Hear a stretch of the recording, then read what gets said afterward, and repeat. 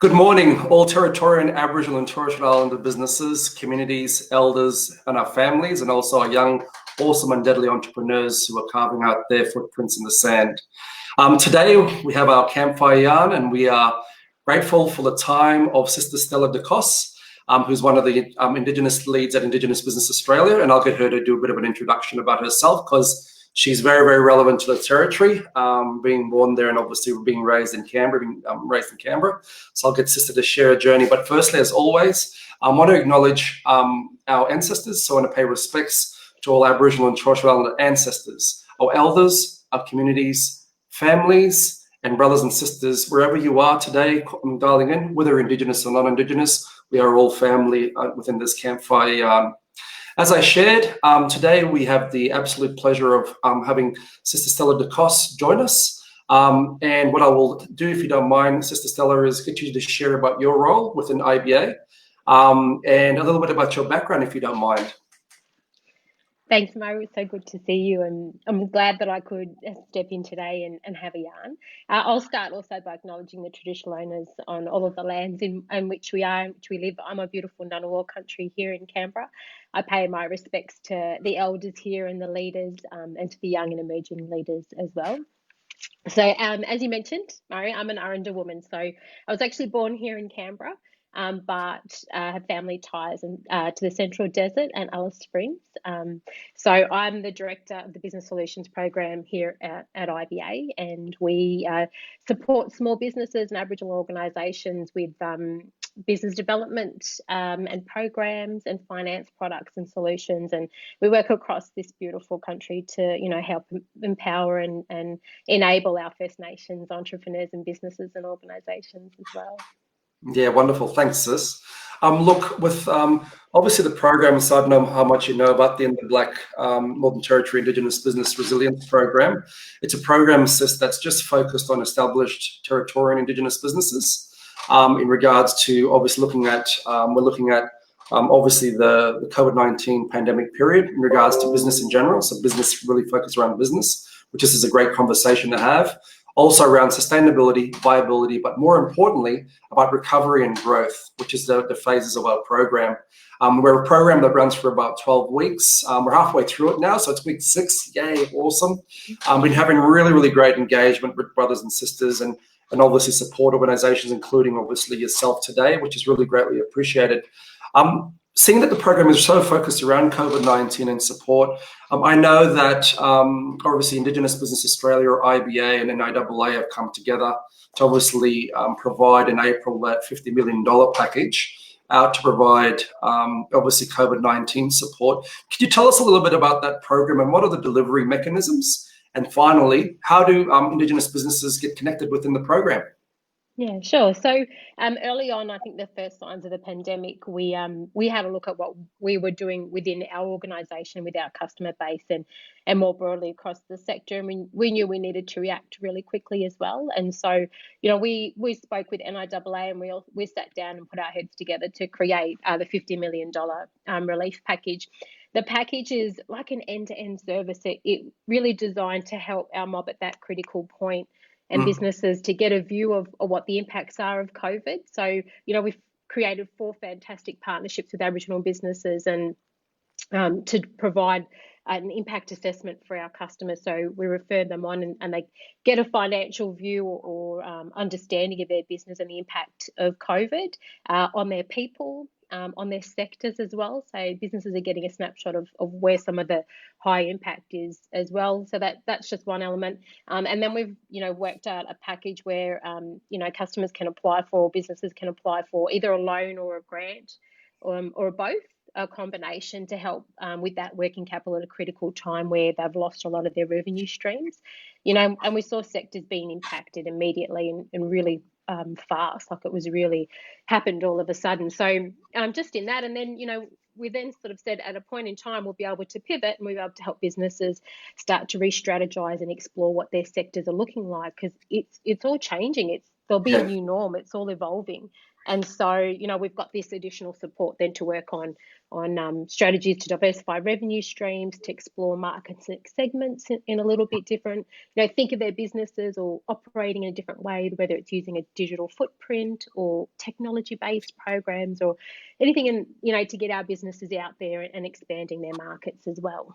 So that's pretty much for the package in a nutshell. We're delivering it nationally. We've got our national footprint as well. So we've got offices, and all our staff on the ground have been mobilised to connect with businesses and entrepreneurs. And there are organisations, great organisations with that are running enterprises that have accessed the package as well. And we've got an online inquiry form. So if you hop on the IBA website, you can just a quick form just quickly connects you to us, and then we get back to you straight away. And then just find out exactly what that urgent need and impact is as well.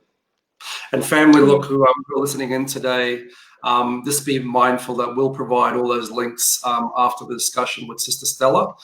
Sis, in regards to the arrangement and the package, does it have any impact on the entitlement to the JobKeeper arrangements that the government's also released, or it's a whole separate program, and your criteria of obviously getting this grant and obviously the loan support, does that get affected? Does that affect your JobKeeper elements for a business at all?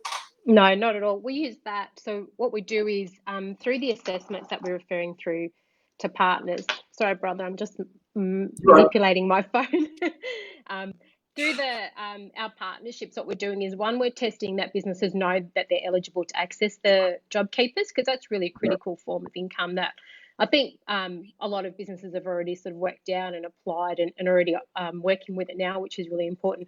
But it's more about making sure that once you've got that resource, or those, you know, there's other government stimuluses, that our package complements that. And then we recognise that that's less financial impact, I guess, when you have to worry about wages and salaries. And it's something that, you know, we recognise that businesses are getting for that point in time, and then we can help them start planning. Because importantly, JobKeepers won't, you know, last forever, or, you know, the next 6 months it'll start to wind back. So critically, we're working with business to say, what does that look like for your business, and what can you do for revenue as well? Yeah, it's been an interesting time. I was talking to fellow business owners around when the stimulus packages, let's be honest, was, when you talk about the sometimes the red tape, it really was quite quick. And we've heard a number of things, even conversations as part of the Black program around the impact of the salary, like the JobKeeper elements and various other support mechanisms around how to access it. Are they in a position to be able to meet the requirements of various criteria? How has the COVID support package that IBA and obviously the relevant business partners that are supporting the program, how have you streamlined that process for the applying business? Yeah, so the online form that I mentioned is the quickest way to get on board. We've streamlined all of our internal processes. So generally, when you're applying for finance anywhere, you know, no different from IBA, we have a certain level of information that we need to attain from a business. So we've reduced a lot of that. We've created some resources and tools internally, so that once we have that information, we can assess it all and put the application together with the businesses really quickly and get it off to our teams to have a look at, you know, really in quite a fast manner. The partnerships that we've got in place, you know, with excellent businesses like IPS and Coleman Advisors, PwC PIC as well, and, you know, the Indigenous consultancy arm of KPMG, they have a specific turnaround time. So they're being really responsive to businesses, and they're getting those impact assessments done really fast. So, you know, we're working as quickly as we can, and we recognise sometimes that the need for, you know, the capital, the grant is takes more of a priority in the assessment, and so you know, we'll work on that as a priority as well. So in regards to, it's been April, we're now in September, coming into September tomorrow. I'm just wondering, what have been some of the key learnings, both from when you first started the program and released the program until now, around what are some of the things that you could provide as advice to brothers and sisters who aren't taking up the opportunity, but also some of those learnings that you've experienced within rolling out this program? Yeah, look, I think we've seen a really good take up and we know there are a lot of businesses that are worried about debt and loans, which is understandable as well. And they're working really well at managing that, and within their putting in their own income and savings to the business. Great to do to a point in time, but remembering not necessarily to create stress will be long running. And on this sector, if you come to us, you know, it might not necessarily be a loan to the business impact. To that view, continue looking at your comes from as well, product and services, or they appreciate way. Just you do business as well. So that's a lot of the conversations that we have, the learnings as well. You know, the other thing, thriving and growing, and we're seeing. That's what I might do is get just to refresh your screen. It's just you're starting to freeze. I don't mind, and really critical and important. That's what resilience is in Aboriginal. That program's getting that signal's getting proper. Weekday, if you want to refresh your screen, my sister. Yeah, deadly. Let's refresh your screen there. It's just freezing up. Second, I'll work this out. I missed that whole piece. You're right. It's okay.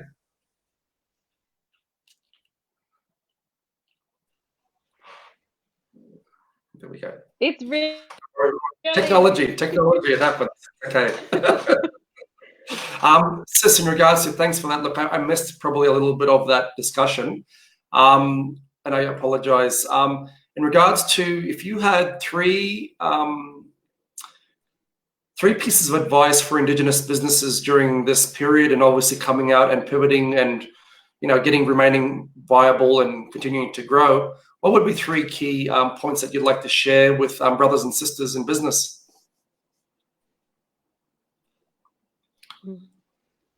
Yeah, let's signal proper nugget there.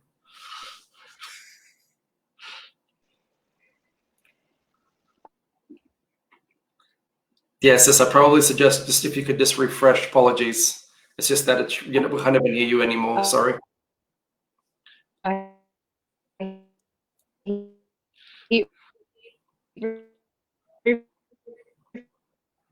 Refresh again. Yes, if you can go back out and come back in, that'll be awesome. Yeah, it's really, the signal's really bad. I don't know if you can hear me, my sister. Technology, everyone, it's okay. This is the way it is. This is the new norm, and sometimes the signal is not going to be even the best. Can you hear me? Yep, I can hear you. Yep. Can you hear me? Oh, there we go. Yep, let's refresh it. Yeah, awesome. This is the nature of technology, everyone. Sometimes we'll have glitches in the system, but also it's also about being patient with the technology and having workarounds in regards to this process. What we will do once Sister comes back on board, and after this program and after this campfire yarn, we'll have a separate discussion with Sister Stella, and I'll have the team share some other really key points as part of her discussion today. So don't worry, family, you won't be missing out on details, and we'll also provide the links to the COVID-19 support programs that IBA and IBA and NIAA have rolled out to make sure that you are definitely connected with what Sister Stella has been sharing today. Hi, sis, how are you? Good. Sorry, the connection's terrible. Yeah, it's all right. Can we just go back to in regards to three key takeaways for Indigenous businesses that you'd like to share from your perspective? Yeah. So I think Indigenous businesses are resilient. I think moving forward, don't be shy. Don't be shy, family was one of them. Sister's breaking up again, so that's okay. Look at your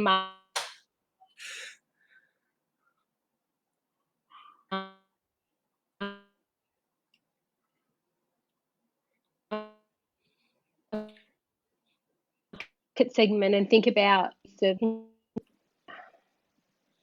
Yep, so looking at your customer segmentation and your marketing. Yep.